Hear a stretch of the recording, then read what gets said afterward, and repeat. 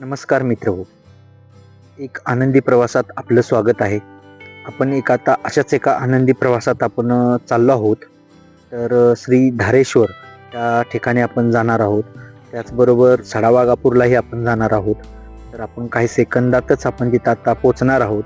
त्या अगोदर आपल्याला कोल्हापूरहून जर यायचं असेल तर 122 किलोमीटर यावं लागतं. कराडमधून 52 किलोमीटर यावं लागतं आणि साताऱ्यातून 48 किलोमीटर शॉर्टकटचा जो रोड आहे. आपण आता पोचलो आहोत श्री धारेश्वरमध्ये. जे धारेश्वरचं जे सुंदर दृश्य आहे, डोंगरावरून पडणारा तो छोटासा धबधबा आणि सुंदरसं हे लोकेशन. आणि आपण आता गुहेमध्ये प्रवेश करत आहोत. प्रवेश केल्या केल्या आपल्याला 3 नंदींचं आपल्याला दर्शन होत आहे.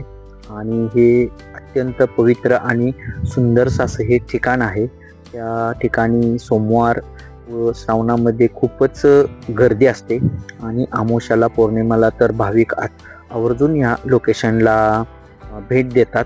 निसर्गाच्या कुशीत हे वसलेलं आणि डोंगराच्या आतमध्ये जी गुहा आहे हे अतिशय प्राचीन आहे. हजारो वर्षापूर्वीचे आहे असं मला ऐकून माहिती आहे. आणि जी काही माहिती आहे ती श्री धारेश्वर मठ मंदिरामध्ये लिहिलेली आहे. आणि ते थोडंसं तुम्ही स्टॉप करून ती गोष्ट तुम्ही पाहू शकता.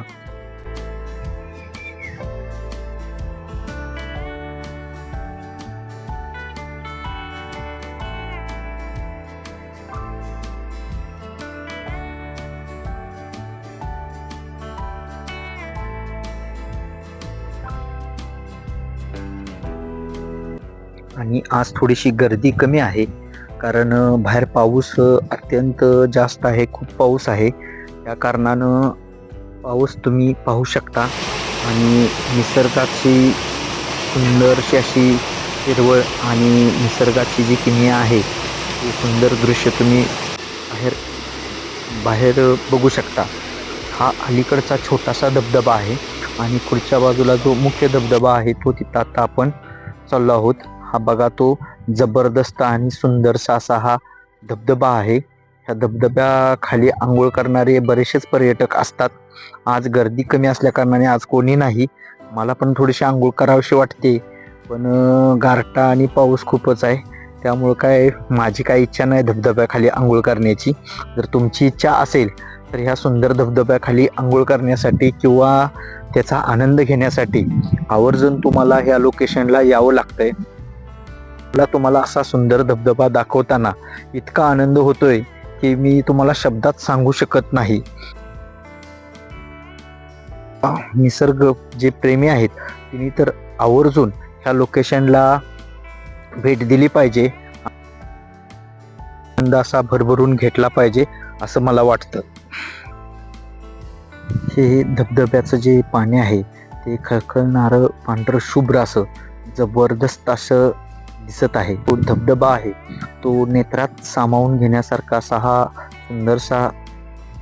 तर आपण पाहू शकता हा सुंदरसा धबधबा. आणि आपण आता चाललो आहोत पुढच्या प्रवासाला. तर जाता जाता तुम्हाला एक सुंदरसं लोकेशन मी दाखवण्याचा प्रयत्न करणार आहे.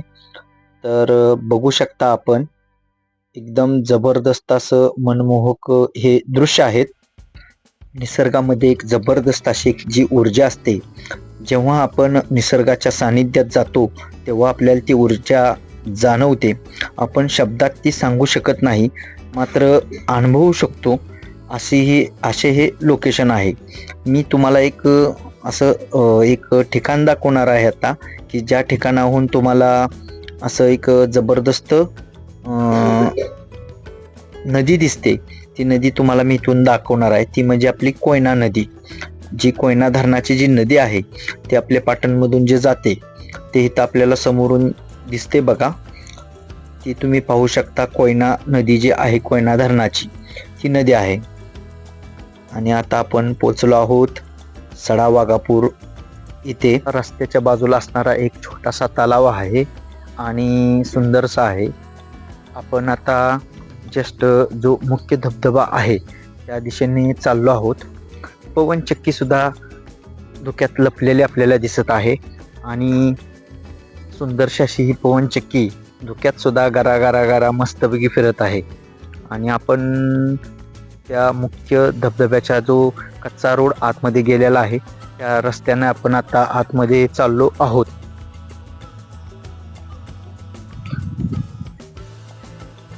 आणि आपण पाहू शकता इथं सूचनांचं 100% पालन करण्यासाठी आपल्याला सांगितलेला सूचना फलक दिलेला आहे. इथं तिकीट घेऊन आपण आतल्या बाजूला चाललो आहे आणि सुंदरसं असं धुक्यात लपलेलं हे सडावाघापूर आपल्याला सुंदर नजाऱ्यानं, सुंदर निसर्गानं नटलेलं हे आपल्याला बघण्यासाठी भेटलेलं आहे. तर आपण पाहू शकता ढगांची चादर अशी ओढलेलं हे सडावाघापूर, जशी चादर बाजूला सरकवली जाते तसा असं सुंदरसा असा नजारा आपल्याला बघण्यासाठी भेटतो आणि नेत्रदीपक असे हे दृश्य आहेत. आवर्जून ह्या लोकेशनला फिरायला तुम्हाला यावंच लागतंय. बघू शकता माझ्या चॅनलचं नाव आहे एक आनंदी प्रवास. यंदाच्या प्रवासामध्ये मी तुम्हाला काही निसर्गाची सुंदरश दृश्य दाखवण्याचा मी प्रयत्न केला आहे. माझं जर तुम्हाला हे लोकेशन किंवा ह्या गोष्टी जर आवडल्या तर मला एक लाईक करा, शेअर करा, सबस्क्राईब करा. वातावरण आहे ते चेंज होत जातं. मगाशी तर धुकं होतं, आता एका बाजूला धुकं आहे तर एका बाजूला असं सुंदरसं मोकळं असं वातावरण आहे. क्षणात इथलं जे लोकेशन आहे ते चेंज होतं, त्यामुळे इथं खूप छान वाटतं, म्हणजे एकदम मस्त वाटतं. आवर्जून हा शब्द मला वापरावासा वाटतो. कारण का तर ज्या निसर्गप्रेमी लोकांना ज्या गोष्टी आवडतात त्या सगळ्या गोष्टी ह्या इथं आहेत असं मला वाटतं. आणि जो मुख्य धबधबा आहे त्याचा आपण आता पाऊस कमी असल्या कारणानं फारसं काय असा तो मुख्य धबधबा असा उलटा धबधबा असा तो काय दिसत नाही. त्यामुळं थोडासाच असा दिसतोय. मी तो तुम्हाला थोडासा दाखवण्याचा प्रयत्न करतो. लांब आहे तो थोडासा तिथं, त्यामुळं बाकीचा काही विषय नाही. हा तो धबधबा मुख्य धबधबा आहे, तो जो उलटा धबधबा बोलला जातो तो. तेवढ्यात आम्हाला एक दिसला तिथं जबरदस्त पैकी खेकडा. दुसऱ्या खेकड्याला तो एअरलिफ्ट करून घेऊन निघाला होता. जरा पाठला केला त्याचा, पण काय गाड्यान तिथंच त्याला सोडला आणि निघून गेला. आता म्हटलं काय ह्याच्या मागं लागण्यात काय अर्थ नाही आपला. ह्याला आपला त्याच्या परिस्थितीवर सोडून दिला आणि आता चला आपण जाऊया पुढच्या प्रवासाला. तर पुढे चाललो आपण आता चाफळच्या रस्त्याने. जाता जाता आपल्याला एक छोटंसं सुंदरसं असं एक धरण दिसलं आणि त्या धरणापाशी आपण आलो. धरणाच्या तोंडातून किंवा जे धरणाचे दरवाजे आहेत त्याच्यातून पाणी पडणारं असं खळखळणारं चांगलं मस्तपैकी वाटलं आपल्याला आणि म्हटलं आता आपण चला हे बघूया आणि खुश होऊन जाऊया. ओके, छान वाटलं मला हे.